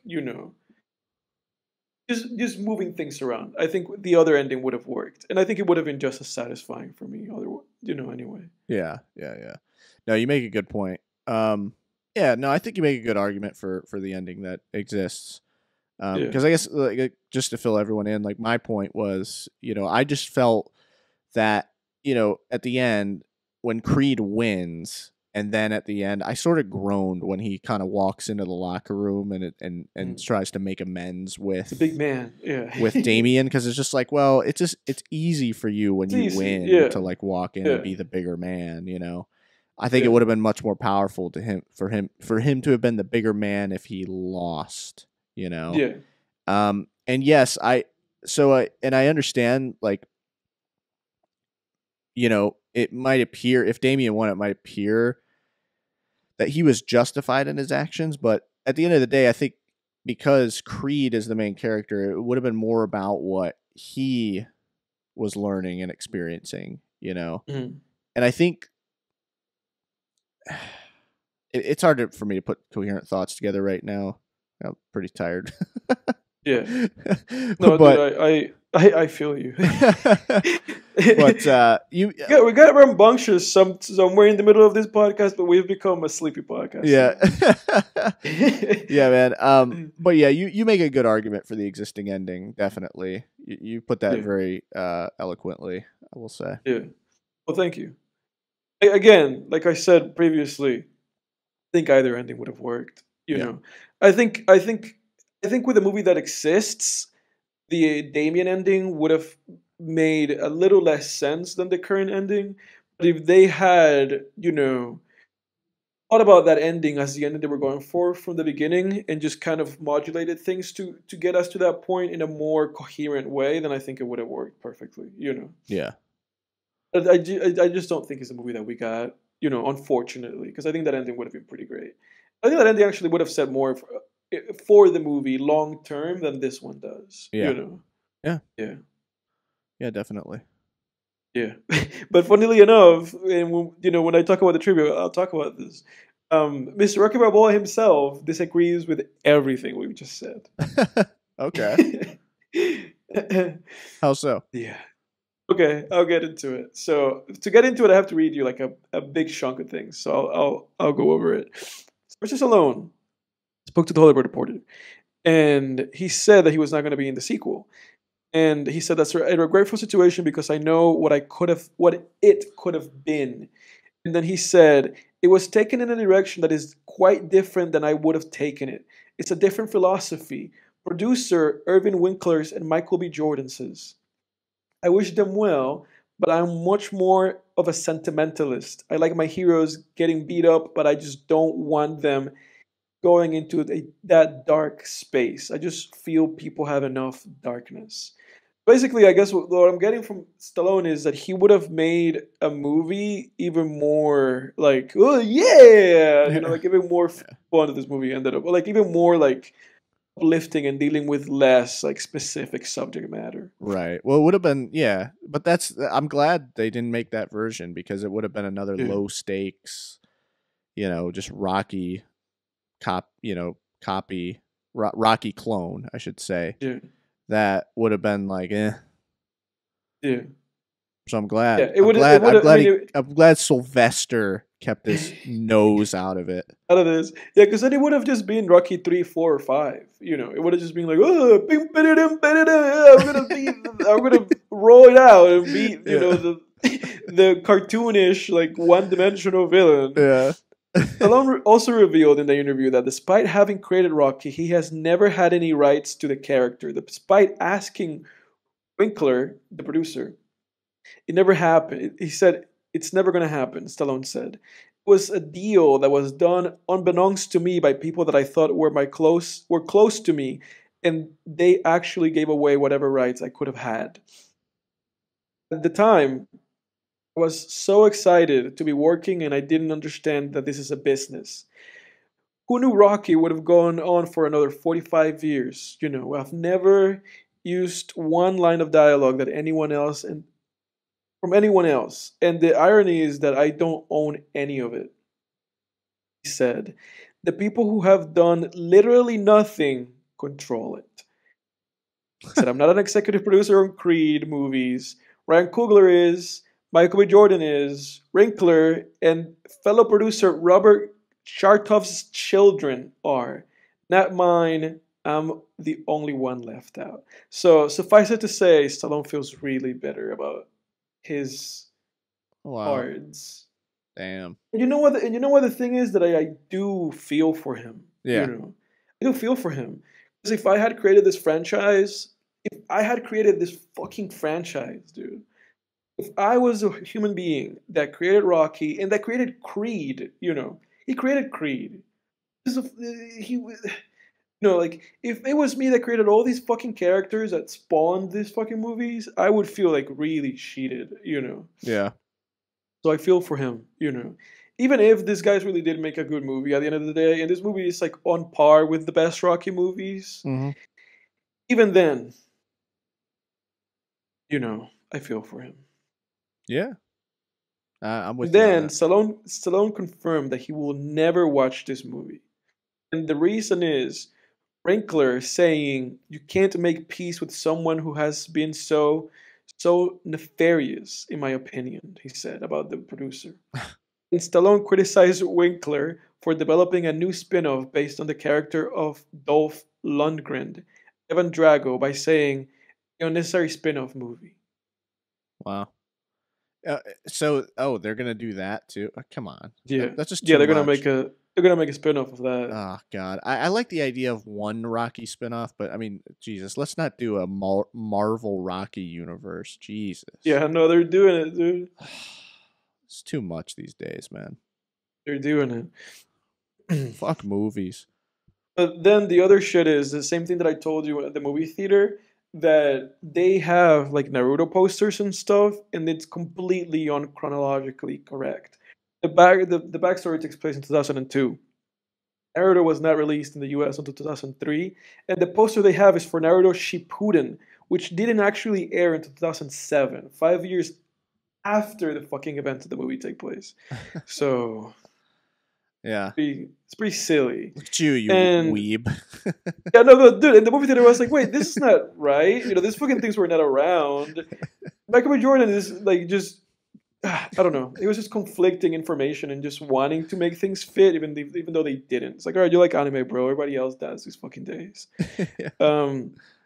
Then the scene where his daughter tells him that he beat that other guy with giving him like a right hook. You remember that scene? With It's like he's showing her moves, and she goes like, "Oh, this is how you beat." She goes, "Danny Stuntman Wheeler. You like hit him with your right hook, you know, with like your right, whatever."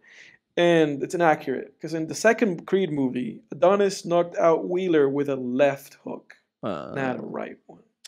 So there's that. There's that. That's all the Rocky trivia for y'all. For y'all. Yeah. But this is not a surprise. But daddy knocked Wheeler out with a right hook. It's like, no, you probably should watch that again. You know, in the movie they keep saying that you're like an extremely smart child. They say she's gifted. I don't think so. She can't differentiate left or right. But that aside, it's not a mystery what we gave this movie, because I rated it on Letterboxd. You rated it on Letterboxd. I gave it a 7 out of 10. I too gave it a 7 out of 10. I promise, guys, we don't plan it. No, this is like the third week in a row where we give a movie the same rating. It's the insidious 7 that we talked about today. To end this podcast on a circular note. Yeah, full circle. Yeah. What you got for us next week, Edward? For next week, I have a movie that it like manifested in my head. So I'm guessing I need to watch it. And I was like, okay, then we'll just watch it for the podcast. And it is the movie The Basketball Diaries, directed by Scott Calvert, starring Leonardo DiCaprio in 1995. Huh. Okay. Or in 40 minutes. The Basketball Diaries. Never seen this. Yes. Have not, I don't think, heard of it. I may have seen stills from this. Yeah. I've never seen this movie. I've seen like maybe like a scene randomly like a few years ago, but I was literally just at work and it just popped into my head, and I was like, "Oh, the fucking Basketball Diaries." Is that Mark Wahlberg? So there was no reason for it to come into my head. Yeah, it has Mark Wahlberg in it too. Wow. So I just thought to myself, I'm gonna watch this for the podcast and see why my mind made me think about this movie. Yeah. Wow, they look so young. That's insane. Yeah, dude. They're young. They're young boys. 95. Yeah. Well, so that's next week's podcast. Next week, everybody. Basketball Diaries. Stay tuned. Everybody, that's it for us. See you next time on Film Tangents. We are out.